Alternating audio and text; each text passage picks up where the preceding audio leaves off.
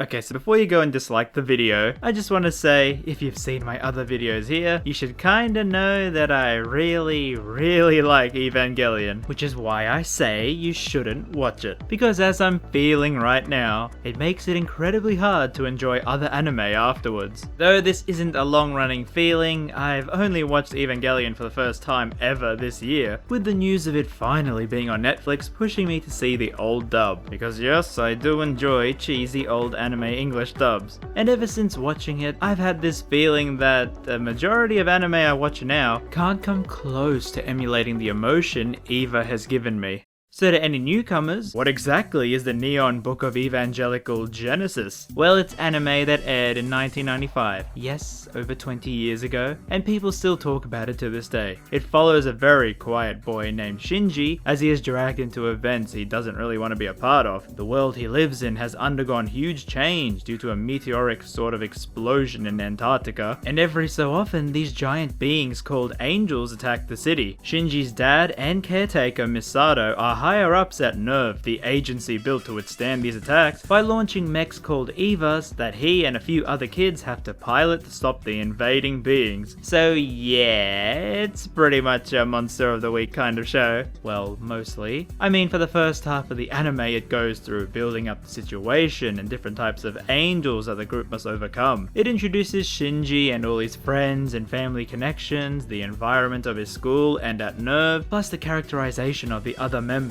It does this through a light-hearted high school setting, but every so often, sprinkled in the episodes, are nods to these mysterious behind-the-scenes events, mixed with traumatic flashbacks here and there. On the surface, the show seems really harmless, but all that changes with episode 18, where instead of a normal angel, the being they have to defeat is one of their own, an Eva piloted by Shinji's friend, and the episode ends with Shinji refusing to fight, so his dad overrides the controls to force his mech to brutally defeat the other, with the ending showing that Shinji now realizes he may have indirectly killed his friend. One connection he had at friendship, snatched away by a man who never showed him any affection. And from this point, the show starts to devolve from more of its tropey nature, and it's amusing when I say tropey because this came out in 1995. Yes, there were a few other anime it borrowed ideas from, but after that episode, the show starts to become a bit more surreal, with beast Evas, death at every corner, and I don't know how to explain this.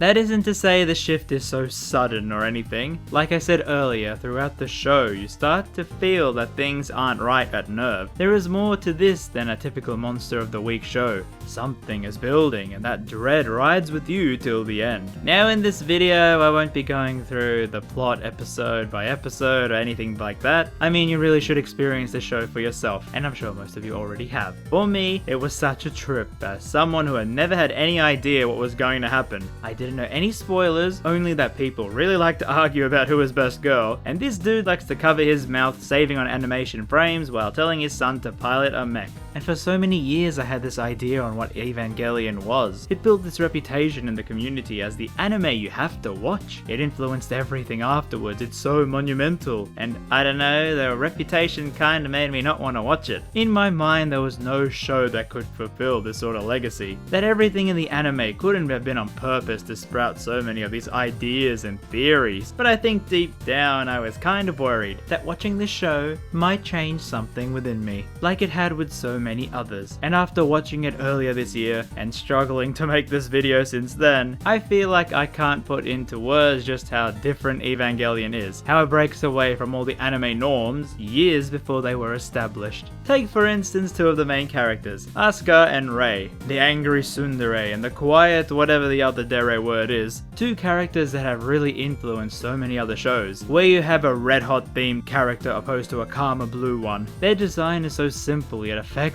in portraying their personality, and even if Eva wasn't the first to do this, it sure was effective in making this a trope. But I guess surprisingly, my favorite character wasn't either of them, rather it would be the 20-something-year-old Misato, Shinji's caretaker and higher up at NERV. Maybe it's the quotation marks boomer in me, but it was crazy for me going into the show. I had no idea a character like her was even in Eva. The fandom made it seem like it was only these two, but no, there really exists an alcoholic trauma trauma-filled 20-something anime character in Eva, who definitely isn't perfect, but still fits the story extremely well. Like, I don't even know how the plot would move forward if not for her. Also, Ponytail Misato was besto, okay? Then you have the main character Shinji, or what I assumed to be was a crybaby wuss type. I mean, I saw so many discussions about how Shinji was such a weak protagonist. I mean, okay, sure, he's no buff punchy man here to save the day, but that just makes him oh so much more relatable. His childhood was not perfect, he had no affection thrown to him all his life, and when they actually need him to sit and pilot a giant mechanical monster to defeat these otherworldly beings with people dying everywhere, you know, maybe you and I wouldn't have gone into that mech as well. And that is why Shinji is such a fascinating character. This was the time when anime protagonists were getting stronger and stronger, but this dude really just created a character who sits and feels emotion. Maybe that's why so much of the fandom like the other characters and constantly meme on him. And yet,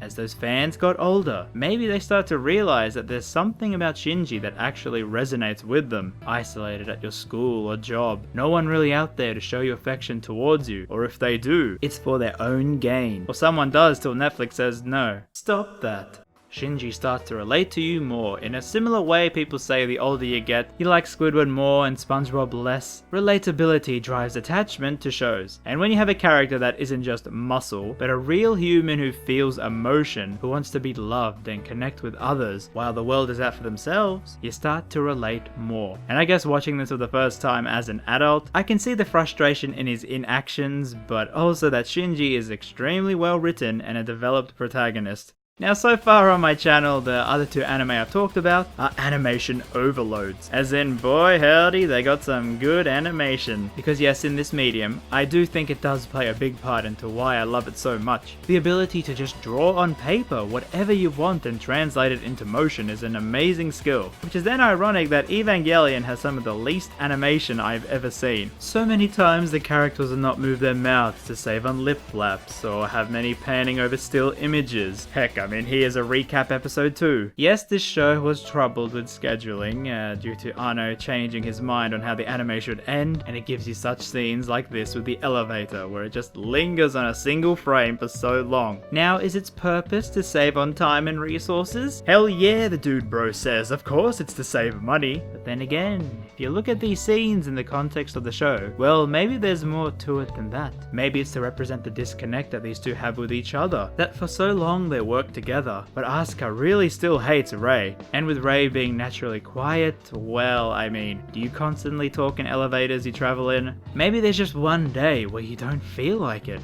What I'm trying to say is that these scenes of limited animation, yes, they're 100% definitely due to tight scheduling, but the team managed to make them at least fit the narrative of the story, to match how the characters would realistically act in that situation. And that's a lot more than I can say on other animes that use these animation saving techniques, which then gives them more time to actually properly animate other events, such as the mech fight scene. For such big, hulky mechs, they move more realistically than most, almost human-like, using our weapons and wrestling with each other. Then you have the character animation, and each scene was carefully handcrafted to showcase their personality. Shinji's slump posture, Rei's static pose, Asuka and Misato's bouncy movement. I mean, it's also interesting to know just how easy it is to see the different animators who worked on the show, with their drawing style really sticking out. It's like that famous Dragon Ball Z image. Yes, anime is made up of so many people, but these days you often see the characters stuck on model, because, you know, you gotta sell the merch. Well, I mean, just stay on model, otherwise you'll end up like Season 1 Marge over here. But because of this, I think, excluding the eye catchers in other shows I've talked about, this has got to be my favourite art style in anime, with the 90s anime eyes mixing in with these highly detailed set pieces. And I just really love the fact that they let the animators keep their own style whenever they did an episode. Well then, now to the ending, which I will prep with mild spoilers, so if you somehow haven't seen the show, you can come back to this after that. Well, I mean, if you don't want to listen to my title in the video. So Evangelion had troubled production schedule, it's well known. With a reliant use of flashbacks plus recap episodes, they needed all the time they could get to finish the anime. And well, it wasn't meant to be, because when you reach the final 2 episodes, So after throwing off the Monster of the Week format, they start to delve into more of the world's lore, with crazy ideas they built up slowly each episode. People always said how Anno kept changing the story, but when you look at it, it amazingly fits together in the end. Either this man is a genius, or he got really lucky. So you see all these characters break down. Literally. All their flaws exposed, Shinji questioning as to why he's even doing this, losing the one person who actually showed affection to him without any pretense, now dead. And me, I'm just sitting there going, oh whoa, I sure can't wait for those last 2 episodes. Okay, I have to confess, I was very aware what the show would turn into with the animation. It's very well documented. How it literally feels they threw whatever they could into the last 40 minutes to wrap the anime up. Now me personally, I didn't like the ending that much. A lot of it devolves into repetitive dialogue, imagery that makes the show seem more artsy than before. I mean, it sure was that already, but it feels like they're hammering you on the head with its themes here. But I will say I do appreciate the cheery what if scenario and the congratulations meme. However, don't fret, because that is not the true ending. You didn't get all the gems, all the collectibles, see all the timelines. No, this is the true ending. A movie called End of Evangelion that aimed to rectify those last 2 episodes and bring about the actual ending of this insane show. And well, it was amazing. Granted, I didn't understand much of it, but reading as many Reddit posts and YouTube videos explaining it all actually made me go, wait, so it all made sense in the end? Now I won't go into too much explaining the plot, but pretty much it comes down to evil corporation wanting to end the world by using Rei to start another impact like the one in Antarctica, but on a worldwide scale. Rei is perfect for this because, well, she's sort of a clone of Gendo's wife, who's dead. So she's a clone of Shinji's mother. Shinji, however, is the only person who can stop this, and for a time, you actually think it might be alright. Asuka seems to be winning her fight. She is extremely motivated to do better than Shinji, and impress everyone and her mother that she's the best EVA pilot, but then the show starts to crack. She's seemingly dead due to a horrendous injury, leading to an iconic scream, messed up imagery, and a third impact, turning every single person on Earth into primordial soup. But taking it back, oh my goodness, the animation. They seriously made up for any shortcomings the show had, with some of the best fight animation I've ever seen in an anime. The way the animator makes you feel the weight of a giant mech swinging around, cutting to Asuka shifting inside. This might be my favorite animation cut ever. The entire fight felt like the most gritty, realistic thing ever, and it's all with these giant mechanical monsters. But then, afterwards, to the second half of the movie, it turns into one of the most surreal pieces of media I've ever witnessed, all the while still pushing the plot forward. Rei is now a godlike being about to cause the third impact, wiping out all of humanity, and Shinji in his torment starts to have these crazy images flood through. We see Shinji back at his house with Asuka, but instead she looks down on him, taunting him, and as such he starts to strangle her. But then mixed in are insane flashbacks to his childhood, to actual real life footage of people watching EVA. Yes, this is Japanese animation now, and me thinking the whole time while watching this, I don't understand, but come on, we are near the end. There has to be a happy ending, right? Just like the TV show? After some of the most horrendous and tormenting imagery and themes in the movie, you would think it would just build up to a happy ending, right? But when does reality ever give you happy endings? Rei causes the third impact, turning everyone into goop. The world is now a huge red sea, with only Shinji and Asuka remaining. And as he begins to strangle her once more, Shinji breaks down crying, and oh my goodness, this shot was unreal. Asuka staring blindly ahead, holding for a second while Shinji cries over her, till that look. And then the end comes up. Man, I was utterly broken after this scene. Never in my wildest dreams could I have imagined that this would be the way the anime ended, an iconic shot to match its status. EVA had built such a reputation in my mind, and if it went the way of a traditional anime, I honestly would have been very disappointed. Watching this show for the first time in 2019, Evangelion has this weight to it, and this ending perfectly suits the grand status. What did the ending mean? I sure can't explain that to you, but there are many theories online, and the great thing about the show is that it presents all these possible outcomes and explanations. None of them have to be correct, but the amount of ideas and themes it gives you to even form some comprehension of the ending was amazing. And trust me, if you look, there are actually really good ending explanations online. I mean, I didn't even talk about all the religious, sexual, ideological imagery very present in the show. and yet there are tons of very good explanation theories out there. But the important thing is how the show made you feel, your experience. And honestly, I felt helpless that this person called Shinji was given so much trouble and hardship throughout his life. You just wanted a happy ending, just some mutual understanding where he can be with someone. But no, everyone in the world is dead. There was no happy ending to this. Rei, Asuka, Misato, Gendo, all the characters, everything they worked for, all for nothing. Evangelion has such a real and relatable depiction of loneliness and isolation. You would think there would be something at the end of the tunnel, some grand happiness. But no, in reality, life is never like that. The characters never got their happy ending, as so many other anime of the time would make you believe, and that in itself spoke so much to me. The show felt too real in its abstract way, how it showed aspects of humanity. It was just a lot for me to handle. And not just Shinji, it was through the other characters as well. A lot of them felt incredibly real, there was no sugarcoating on them. This is how the world works, deal with it. Which is why for 6 months afterwards, I was a mess. Beforehand, I used to watch numerous shows every season, getting hyped up with everyone else. But as soon as I finished Eva, it kinda broke me. There was no show that could match this feeling. Maybe it could also be due to the fact that I might be growing out of most anime, but for a recent while, anime was an escapism. It would show you these things that the real world never had, but Eva broke that for me. And this is actually the sole reason I made this whole channel. I just needed to tell somebody about this feeling, to connect with others. And what little I got, I latched onto. I made memes, I drew fan art, I talked to other fans, but I just really needed to get this feeling out there.